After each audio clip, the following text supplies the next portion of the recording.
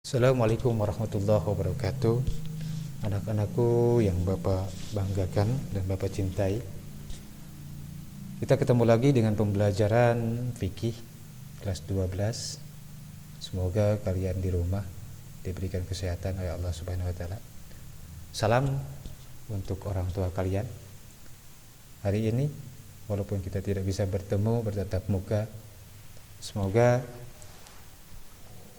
kita bisa bertemu kembali dalam kegiatan di kelas. Nah, mari kita mulai dengan pembelajaran kita hari ini. Tapi sebelumnya jangan lupa sholat dulu, sholat duhur. Udah sholat duhur kan, otaknya mulai jernih kembali, pikirannya udah mulai enak kembali. Kalau udah wudu berarti udah suci kita. Ketika udah suci, ilmu akan masuk dalam pikiran kita, dalam hati kita, dalam kalbu kita. Hari ini tentang bab pendahuluan usul fikih. Oke. Lihat sini. Ada takrif usul fikih, ada hukum syara, ada hukum syara hakim, ada hukum syara takrif ahkam, ada azimah dan rukhsah dan takrif, ada sumber dan dalil hukum yang disepakati ijma' atau dan qiyas, sumber dan dalil hukum yang disepakati Al-Quran dan As-Sunnah, dan seterusnya. Oke. Nah, penjelasan definisi fikih. Al-ilmu bil ahkam as-syar'iyyatul alimaliyatul maktasabah min adillatiha tafsiliyah. Mengetahui adalah ilmu dan prasangkaan.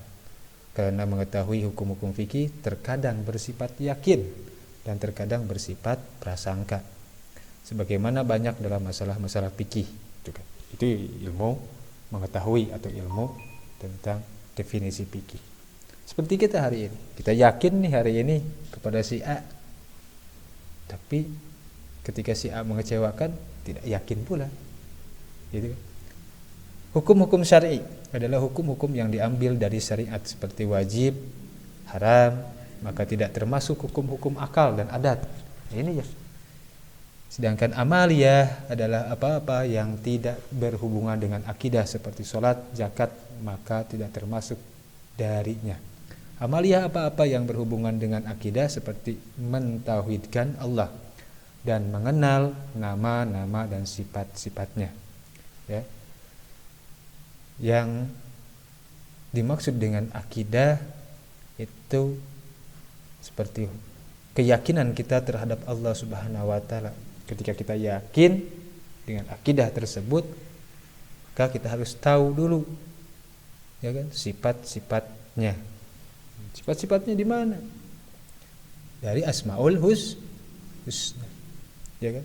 Asmaul Husna itu nama-nama Allah, kalau sifat-sifatnya adalah wujud, qidam, bako, muharafatul hawadisi, qiyamuhu binafsihi, wahdaniyat, kutul iradat, ilmu hayan sama, basar kalam, dan seterusnya.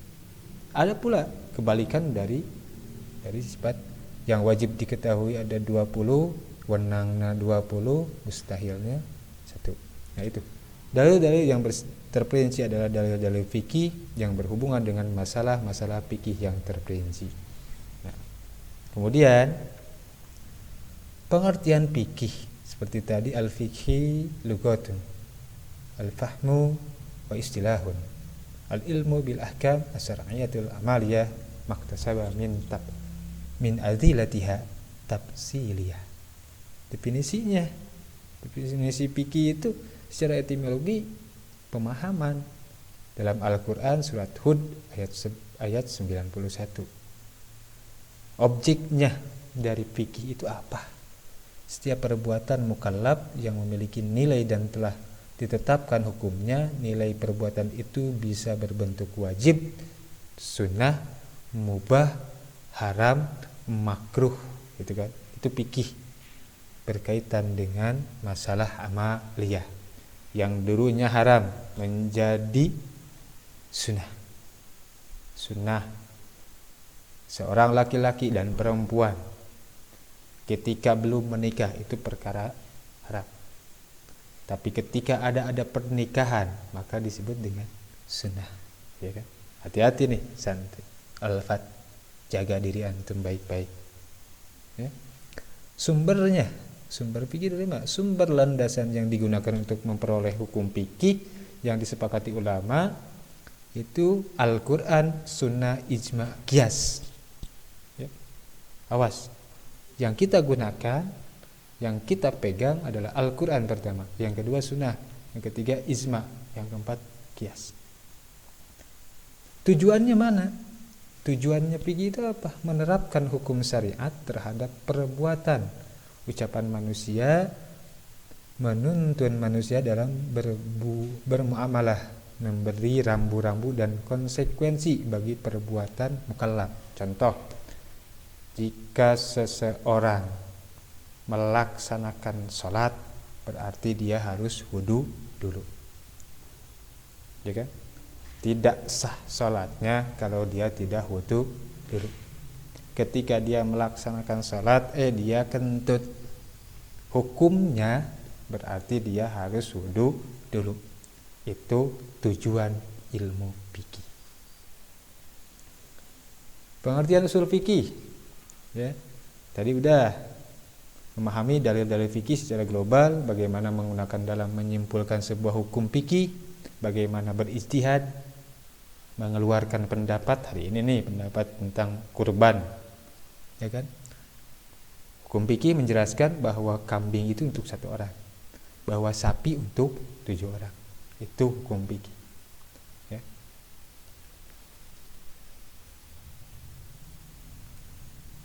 Perbedaan usul fikih dan fikih. Usul fikih tadi udah. Perbedaannya, kalau usul fikih pembahasan dalilnya itu membahas tentang dalil ijmali, global, luas. Kalau fikih itu terperinci. Sedangkan fakta ilmunya, kaidah untuk mengistibatkan hukum syara, ilmu tentang hukum syara. Kalau aspek bahasanya, kalau usul fikih membahas aspek bahasa, sedangkan fikihnya tindakan membahas aspek bahasa. Tujuannya menerapkan kaidah untuk mengistibatkan hukum syara, sedangkan fikihnya menjelaskan hukum syara. Tujuan belajar usul fikih. Nah, ketika antum belajar tentang usul fikih, tujuannya untuk apa? Ketika antum datang ke Alfat, tujuan antum ke Alfat apa? Mau cari pasangan, mau cari teman, atau mencari ilmu? Nih. Nah, tujuan belajar usul fikih pun sama. Tujuannya apa? Kamu harus paham dulu di situ. Tujuan belajar usul fikih adalah untuk menetapkan isbat secara pasti atau qat'i bahwa suatu dalil ijmali global, misalnya Al-Quran dan As-Sunnah, adalah benar-benar wahyu dari Allah. Ya? Quran dan Sunnah wahyu dari Allah. Hati-hati. Kedua, dalil ijmali, dalil syar'i termasuk masalah-masalah usul akidah yang wajib ditetapkan berdasarkan dalil qat'i, bukan dalil zani. Itu dalam surat apa? Surat Yunus ayat 36. Makanya tadi Bapak suruh kamu sholat duhur dulu, kemudian udah punya wudu bawa Quran, buka surat Yunusnya. Ya, jangan bengong. Kalau nonton film Korea aja fokus. Kalau nonton video ini tentang pembelajaran nggak fokus.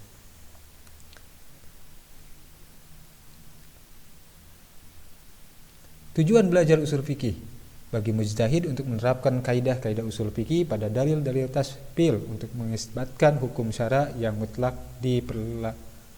diperlukan oleh kaum muslimin dalam kehidupan mereka. Itu tujuan, ya. Tujuannya di mana? Dalam Quran surat Az-Zariyah ayat 56, yang tak mungkin ibadah itu terlaksana tanpa mengetahui hukum. Kamu melaksanakan sholat tanpa tahu tata caranya, tanpa tahu aturannya, tanpa tahu bacaannya, gak akan benar, gak akan khusyuk. Kalau kamu mau sholat berarti hudu dulu. Kalau mau hudu berarti tahu bacaan hudu dulu. Itu kan ya. Bagaimana muqallid untuk memahami kaidah-kaidah yang digunakan, gitu kan? Ini penting karena di samping menjadi suatu tahapan kompetensi, pra ijtihad juga untuk memantapkan hati bahwa para mujtahid